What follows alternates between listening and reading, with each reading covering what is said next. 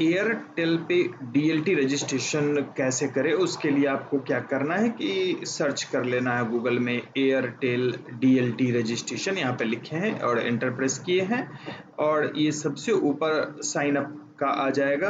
अगर नया रजिस्ट्रेशन करना है तो आपको एज इंटरप्राइज सेलेक्ट करना है, टेली मार्केटर नहीं, और नेक्स्ट क्लिक करना है।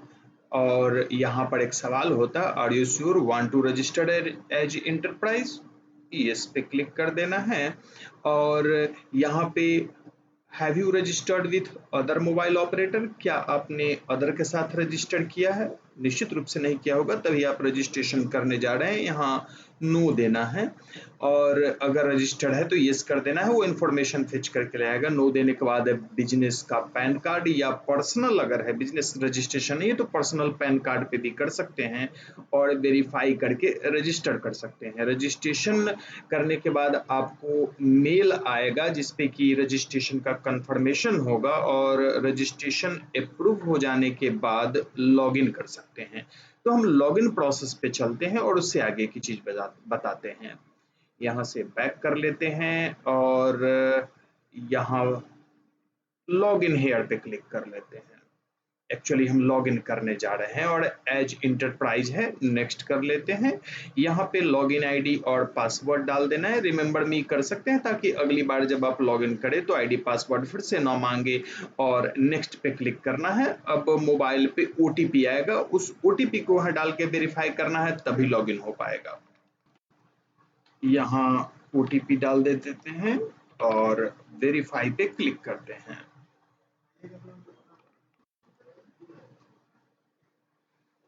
लॉगिन करने के बाद ये स्क्रीन आएगा जहां पे बता रहा है कि 2 हेडर हमने दिया था और एक अप्रूव हो गया है, लेकिन आपका ब्लैंक होगा।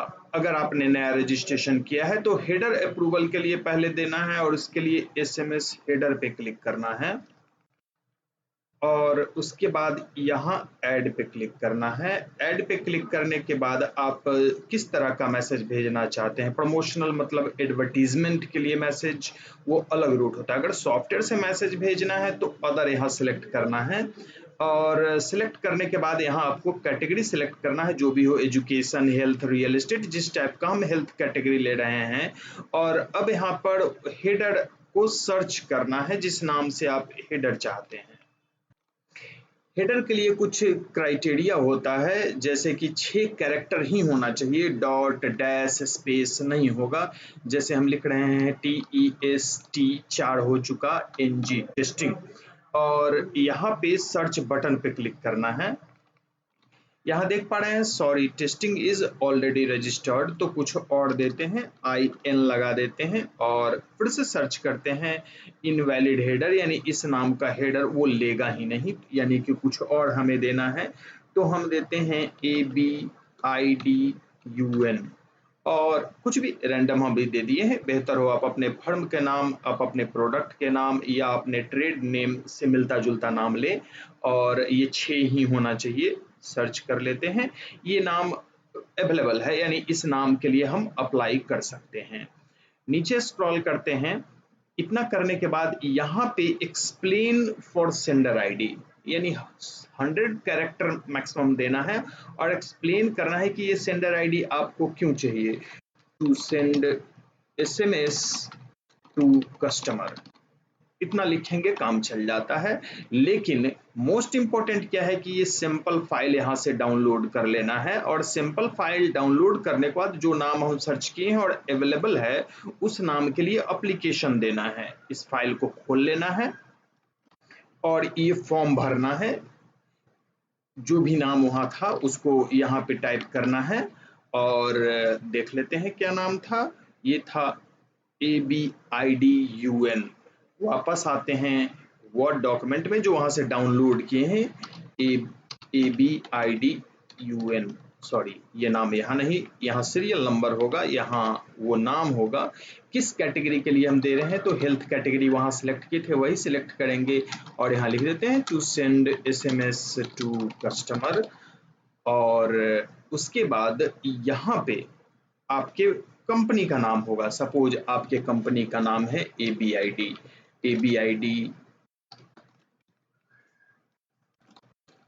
प्राइवेट लिमिटेड, जो भी कंपनी का नाम है आप यहाँ पे लिखेंगे और इसको प्रिंट करके और सिग्नेचर करना है, डेस्टिनेशन देना है, मोबाइल नंबर, ईमेल आईडी, वही मोबाइल नंबर ईमेल आईडी दीजिए जो रजिस्ट्रेशन में आपने दिया है और साइन और स्टैंप कर लेना है।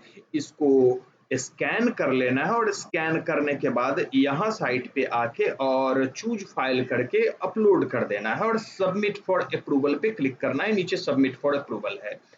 अप्रूवल हो जाने के बाद डैशबोर्ड पर देखेंगे कि हाँ अप्रूव्ड में कुछ आ गया है।